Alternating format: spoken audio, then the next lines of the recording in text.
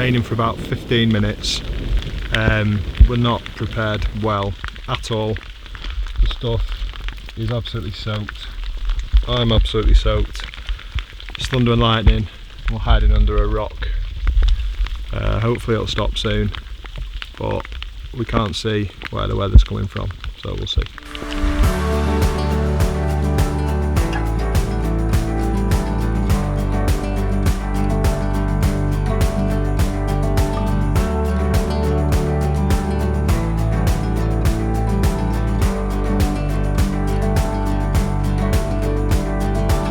Hi everyone, thanks for coming and watching again today.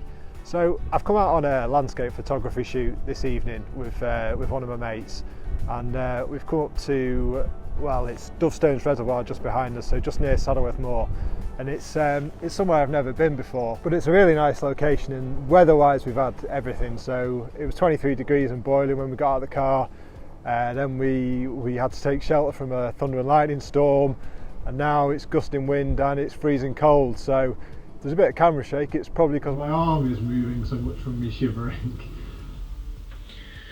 So at this point I've decided to speak about it back in my office rather than let you watch that, because the shake gets worse, the sound gets worse, and my ability to speak also gets worse. So it's going to make a lot more sense if I talk about what I want to discuss here. Basically today I want to talk about how to get more out of a landscape photography shoot.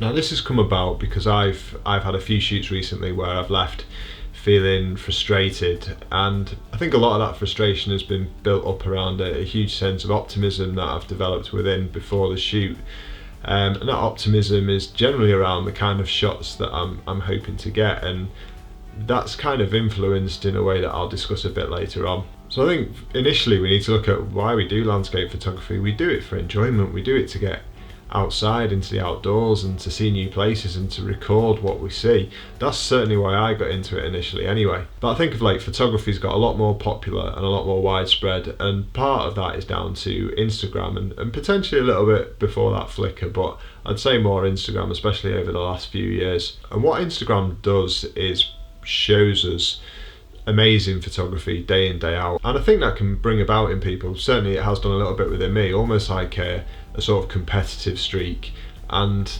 that kind of makes me feel like when I go out I want to take something that's really good, because I'm constantly exposed to really good photos. I want to sort of match that, and I don't think that's a healthy way of looking at it. And when you then go out on a shoot and you've not quite captured something that's amazing as you hoped, you're left with a little sense of disappointment, and that's not what this is about. This is about having fun and enjoying it. So I sort of had to think about this, and I've come up with a few things that we can maybe look to implement to bring us back to that enjoyment of going out and taking photos. So the first one's about researching the place but not the specific shot. Now we all love going to different places we've not seen before and taking photos of maybe views and details that are new to us. But that can be quite difficult, because if you don't know somewhere very well, it's difficult to know what to shoot. Now recently I've purchased a few guides from PhotoView which are absolutely brilliant. I've got some over here. So I've got a Scotland one. This is somewhere I'm hoping to go later in the year, so this has been really useful to look for locations, especially given that Scotland's such a huge country.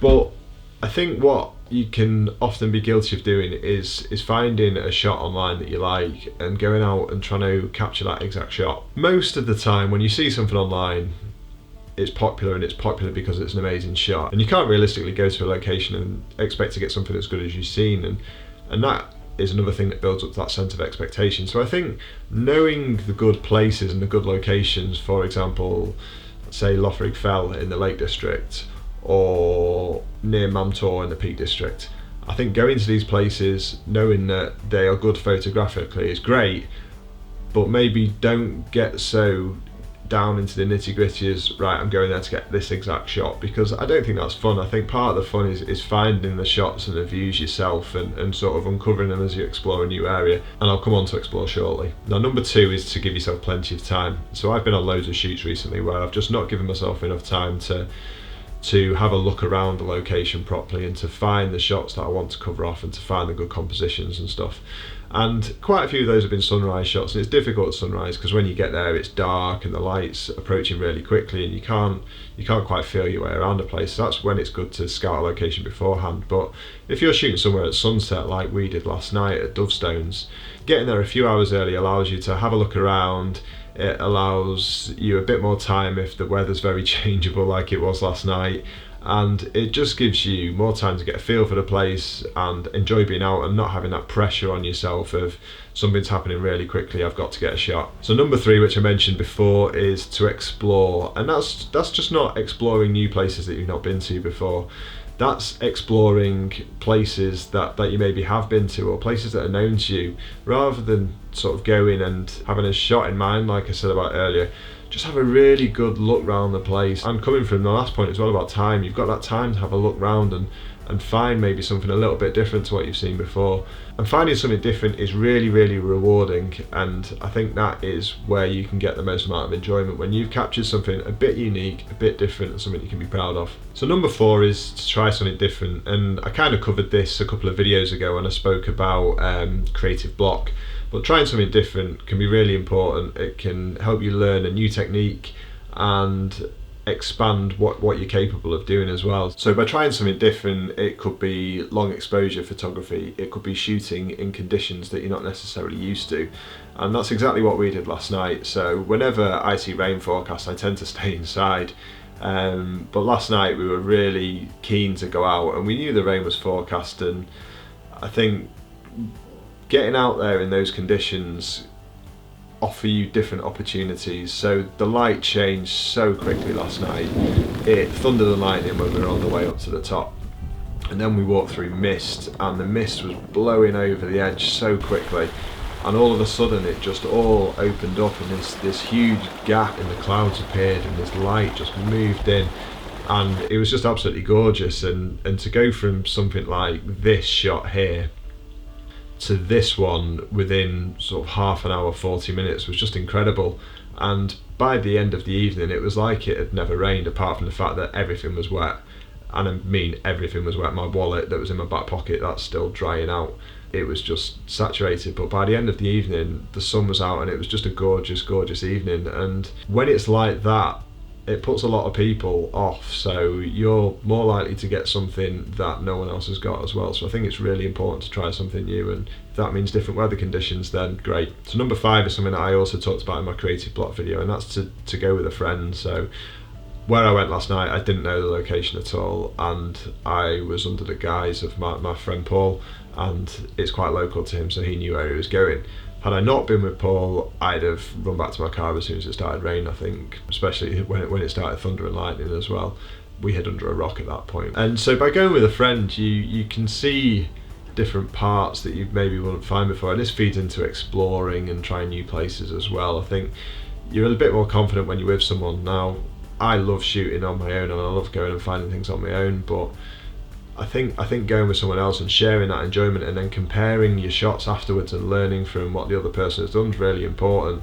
And I think maybe not do it every time you go out, but certainly sharing the experience with a friend really leads to the enjoyment factor going up, certainly for me anyway. Number 6, and this is something I wanted to talk about anyway, but what happened last night really hammers it home, is just to prepare well. So know where you're going, know where you're parking, know if you need change for the car park, know what the weather's going to be. I stupidly forgot my coat yesterday because when I left home it was 24 degrees and sunny. Thankfully I noticed pretty quick. I gave Paul a call, he had a spare one, and I was alright. Being prepared and knowing what weather's coming in meant that I had my waterproof cover for my bag, for instance, and I knew that despite the weather really turning, I knew that there was potential for it to open up again afterwards, which is why we stuck around at the top shivering, because we knew what was coming. We knew it was going to change, and we knew we were going to get them great conditions. So being prepared is really important. Otherwise you could just be frustrated by the weather, you could give up too soon, and there's nothing worse than getting back to your car just as an epic sky opens up above you and you're nowhere near being able to take a shot. That's probably one of the most frustrating things in photography. So number 7 is to have zero expectations. So I touched on this earlier with the whole Instagram thing, and I think certainly I'm guilty of this, but I go out with far too much expectation. I go out expecting to get a brilliant shot every time, and I'll hold my hands up, I'm not a brilliant landscape photographer. It's just something I really enjoy doing and something I've improved over the last few years, but I still have that really sort of high bar of expectation where I think I'm going to get something great, and I sort of hope for that every time I go out. So my expectation levels have been really high, and that's led to obvious disappointment when that's not happened. So I think landscape photography is pretty much 99% frustration. You can do so much planning and expect so much and know where you're going, and then all of a sudden at the last minute the sun ducks behind a cloud, and that expectation just is completely diminished straight away, and you're just left with a feeling of frustration almost, and that really can affect your self-confidence, which I've mentioned in previous videos. But I think you've got to be realistic and not have an expectation to get an amazing shot every time you go out, and removing that expectation will lead to you enjoying the pursuit a lot more. And that's what it is. It's for most of us, it's a hobby. It's something that's there to be enjoyed, and if we remove that level of expectation and we go out and just enjoy it, and then once in a while these brilliant conditions open up and you've picked the right location and everything goes well, and it's those moments that keep us coming back to it. That's what makes it so amazing as a hobby. That's what landscape photography is to me, and having the expectation of doing it every time is just unrealistic. I mean, why have I got that idea in my head? It's just not going to happen like that. If it did, everyone would be doing it, it'd be easy, and we don't do it because it's easy, we do it because we love it, and probably because it's so frustrating. So just by removing that expectation, you can enjoy yourself a lot more when you're out, and then when those moments hit, that's what it's all about for me. And just to finish off as like a little bonus tip at the end, is that I think after you've got home and you've looked at the images and you've done your edit and stuff, to really get the most out of it, is to print your work. And I've just got a print down here now from last night, and I think after you've gone through all of the process to get the image, it's really important to kind of finish that process off. And there's really nothing quite so rewarding as holding a print of something you captured less than 24 hours ago. I think it's a really good way of recording what you've done, and this year I've started keeping a lot of my favourite prints in a scrapbook, so I can look back on it, and the ultimate favourite ones end up on the wall, although they're kind of few and far between. So yeah, print your work. At the end it'll give you kind of a tangible record of how you progress and the things you've done, that you can look back on at a later date. So I think that's really important. But that's it from me today anyway. Thank you very much for watching. Please subscribe to the channel, hit the bell to be notified of my uploads.